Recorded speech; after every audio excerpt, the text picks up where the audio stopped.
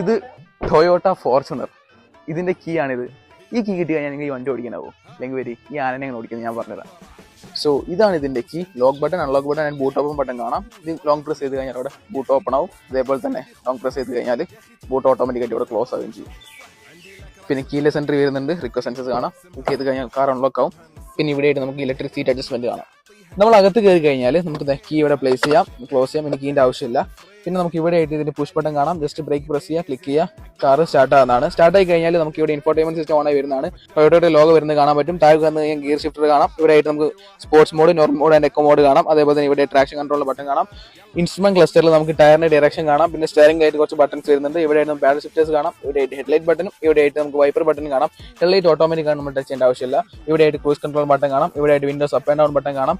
ഇത് one touch up and down automatic ആണ്. നമ്മൾ ജസ്റ്റ് ഒന്ന് ചെയ്ത് കൊടുത്താൽ മാത്രമേ താഴോട്ട് മുന്നോട്ട് ഓട്ടോമാറ്റിക് പോയിക്കോളും. പിന്നെ ഇവിടെ ഓട്ടോ ഡിമ്മിംഗ് മിറേഴ്സ് കാണാം. പിന്നെ നമുക്ക് ഇവിടെ AC കൺട്രോൾസ് കാണാം. പിന്നെ ഇവിടെ time, Hazard light, AC vents കാണാം. ഇത്രയേ ഉള്ളൂ. വളരെ സിമ്പിൾ ആണ് ഒരു ടൊയോട്ട ഫോർച്യൂണർ ഡ്രൈവ് ചെയ്യാൻ വേണ്ടിയിട്ട്. سوي رقصة المارشميلو ربعناها فوق كلها كامل كيلو رفيجك طايح جد فك واني هزها هز